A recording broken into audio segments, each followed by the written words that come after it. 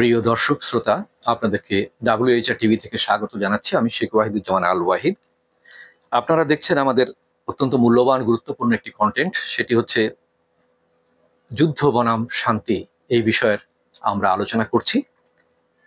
আপনারা জানেন শান্তি প্রতিষ্ঠা করতে গেলে আমাদের কি কি উদ্যোগ গ্রহণ করা উচিত। তারপরেও আপনাদের সাথে এই বিষয়গুলো আমরা শেয়ার করতে চাই। আপনারা হয়তো বলবেন যে যুদ্ধের পরে তো অনেক তথ্য দিলেন, শান্তির পরে শান্তি প্রতিষ্ঠার জন্য কি করা যায়, কি করণীয়, সেটি নিয়ে আমরা এখন কথা বলতে চাই। দেখুন, পৃথিবীতে যুদ্ধ হয়, কিন্তু যুদ্ধের পেছনেও কিন্তু শান্তি প্রতিষ্ঠার একটা কারণ রয়েছে। একটি জায়গায় একজন আগ্রাসী শক্তি এসে সেখানে শান্তি বিনষ্ট করছে। সেই শক্তিটাকে উৎখাত করতে গিয়ে তাদেরকে সংঘবদ্ধ হয়ে তার বিরুদ্ধে যুদ্ধ করতে হয়। আপনি যেমন রোগাক্রান্ত হন একটি জীবাণু দ্বারা, সেই জীবাণুকে ধ্বংস করতে আপনাকে যে আরেকটা অ্যান্টিবায়োটিক আপনাকে গ্রহণ করতে হয় জীবাণুকে ধ্বংস করতে গিয়ে।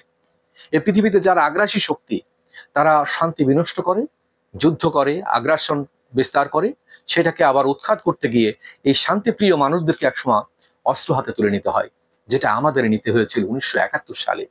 এটা চাপিয়ে দিয়া অসম যুদ্ধের বিরুদ্ধে আমাদের প্রতিরোধ গড়ে তুলতে হয়েছিল। মাঠের কৃষক, যে খেটে খাওয়া মানুষ, ওই জেলে, ওই তাঁতি, কামার, কুমার, ওই কলকারখানায় যারা শ্রমিক, তারা কিন্তু জীবনে অস্ত্র চালাতে জানতো না। তারা ওই ধুলো মাখা হাতে, মাটি মাখা হাতে তারা ওই মাঠের থেকে বেরিয়ে এসে বাধ্য হয়ে তারা অস্ত্র হাতে তুলে নিয়েছিল মা মাটি মানুষকে ভালোবেসে। যখন দেখেছে আপন জনকে, স্বজনকে তাদের সামনে নির্মম ভাবে হত্যা করতে, যখন বাড়িঘর সম্পদ জ্বালিয়ে দিয়েছে, তখন এই শান্তিপ্রিয় মানুষগুলোকে তখন হাতিয়ার তুলে নিতে হয়েছে ওই অশান্তি প্রিয় যারা, তাদেরকে প্রতিরোধ করার জন্য। অর্থাৎ শান্তি প্রতিষ্ঠা করার জন্যই কিন্তু আবার যুদ্ধ করতে হয়েছে। তো এই যুদ্ধের পিছনে রয়েছে শান্তি প্রতিষ্ঠার কারণ। আর এই শান্তি বিনষ্টকারী যারা, তাদেরকে প্রতিহত করতে, তাদেরকে বিতাড়ন করার জন্য যুগে যুগে অনেক মনীষীদেরকেও কিন্তু অস্ত্র হাতে তুলে নিতে হয়েছে। যেমন নিতে হয়েছিল আমাদের ইসলামের মহানবী, বিশ্ব নবী, সর্বকালের সর্বশ্রেষ্ঠ মহামানব হযরত মুহাম্মদ সাল্লাল্লাহু আলাইহি ওয়াসাল্লামকে তার জীবদ্দশায় অনেক যুদ্ধে তাকে অংশগ্রহণ করতে হয়েছিল।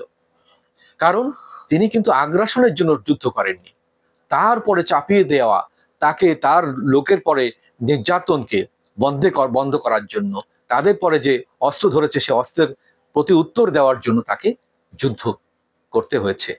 কিন্তু তিনি কোনো অঞ্চল দখল করার জন্য, মানুষের রক্ত ঝরানোর জন্য, মানুষের সম্পদ হরণ করার জন্য তিনি যুদ্ধ করেননি।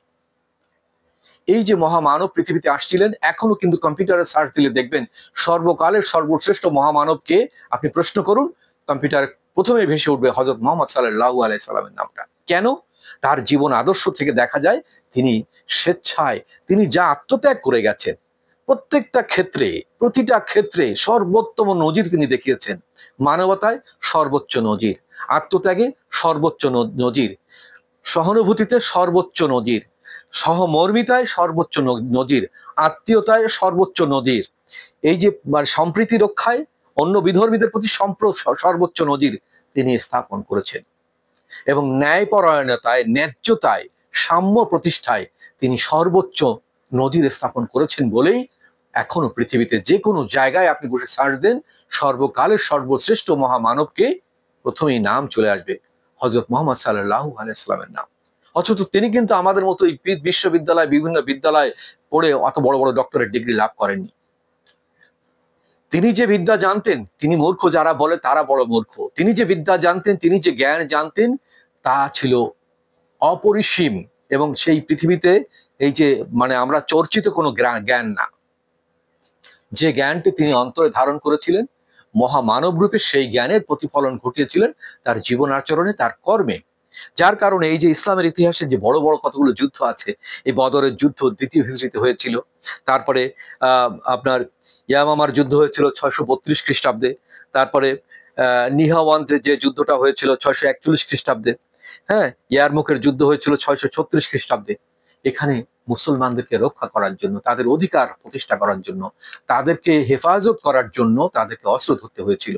কারণ তাদের পরে যে ওই আগ্রাসী শক্তি, ওই ইহুদি, খ্রিস্ট বা অন্যান্য নাসারা যারা, বা এই যারা কাফিররা আগ্রাসন চালাচ্ছিল, যে জুলুম করছিল, সেই জুলুমের প্রতিবাদ করতে গিয়ে, জুলুমের প্রতিহত করতে গিয়ে, জুলুমের থেকে রেহাই পাওয়ার জন্য তাদেরকে যুদ্ধ করতে হয়েছিল, এবং এই যুদ্ধে অনেক ক্ষয়ক্ষতি হয়েছে, অনেক সাহাবীদের জীবন দিতে হয়েছে, অনেক রক্তপাত হয়েছে।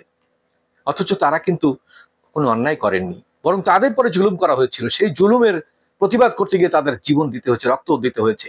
ইসলাম কিন্তু রাতারাতি প্রতিষ্ঠিত হয়নি, বহু রক্ত, বহু জীবনের বিনিময়ে এই শান্তির ধর্মটি পৃথিবীতে প্রতিষ্ঠিত হয়েছে। কিন্তু এই শান্তির ধর্মের মর্ম বাণী ছিল উদারতার, উদারতার বাণী ছিল। সেটিকে কট্টর করে ফেলেছে কিছু জঙ্গি, যারা তারা ইসলামকে মানুষের কাছে একটি জঙ্গি ধর্ম বলে প্রতিষ্ঠিত করার তাদের অপতৎপরতা চালিয়েছে। ইসলামকে তারা ব্যবহার করেছে, এবং এর পেছনেও কিন্তু এই পরাজিত শক্তি যারা বা অন্য অন্য যারা ইসলাম ধর্মের যারা শত্রু, তাদেরও ইন্ধন ছিল, তাদেরও যোগ সাধক ছিল, তাদের ষড়যন্ত্র ছিল, পরিকল্পিত ষড়যন্ত্র ছিল যে মুসলমানদেরকে এইভাবে কলঙ্ক লেপন করা হবে, মুসলমানদেরকে এইভাবে টেরোরিস্ট বানানো হবে, মুসলমানদেরকে এইভাবে পৃথিবীতে জঙ্গি সন্ত্রাসী ভাবে আখ্যায়িত করা হবে। এর পেছনে কিন্তু তাদেরই সবচেয়ে বড় ইন্ধন রয়েছে। তারাই সৃষ্টি করে এক একজন জুজুকে, এক একটা ফ্রাঙ্কেনস্টাইন সৃষ্টি করে, এক একটা লাদেন সৃষ্টি করে, তাদেরকে অস্ত্র দিয়ে, তাদেরকে প্রশিক্ষণ দিয়ে, তাদেরকে রসদ দিয়ে, তাদেরকে ইনফ্লুয়েন্স করে যে তোমরা এই কাজটি করো। আর তারাই কিন্তু এবার এদেরকে হত্যা করে ক্রেডিট নেয় যে আমরা কিন্তু ওকে নিধন করেছি, দেখো আমরা কত মহৎ। এই যে খেলা, এই যে প্রহসন, এটা কিন্তু আমরা বুঝি, সারা বিশ্বের মানুষ বোঝে। কিন্তু তারপরেও ওই বলে না যে অসভ্যের থেকে তা মানে নিজেকে নিষ্কৃতি রাখার জন্য, নিজেকে সেভ রাখার জন্য মানুষ অনেক সময় নীরবতা পালন করে। পৃথিবীর অধিকাংশ মানুষের কাছে যদি স্বাধীনভাবে মতামত গ্রহণ করা হয়, এই 800 কোটি মানুষের মধ্যে আমার বিশ্বাস প্রায় 750 কোটি মানুষই তারা মনে প্রাণে এইসব অমানুষদের ঘৃণা করে, যারা মানুষের পরে যুদ্ধ চাপিয়ে দেয়, মানুষের পরে অশান্তি সৃষ্টি করে, মানুষের চোখের পানি ঝরায়, তাদের রক্ত ঝরায়, তাদের জীবন কেড়ে নেয়। আমরা তাই বলতে চাই, শান্তি প্রতিষ্ঠার কোনো বিকল্প নেই। আসুন, যুদ্ধ নয়, সংঘাত নয়, হানাহানি নয়, স্যাক্রিফাইস, যেটা আমরা বলি আত্মত্যাগ, স্বার্থ ত্যাগ, মহত্ব, ভালোবাসা, উদারতা দিয়ে আমরা শান্তি প্রতিষ্ঠা করি পৃথিবীতে। আর শান্তি প্রতিষ্ঠা করার জন্য যা যা দরকার, পরবর্তী পর্বে আমরা সেটি ধারাবাহিকভাবে আপনাদের সামনে তুলে ধরবো। আমাদের সাথেই থাকুন। ধন্যবাদ সবাইকে।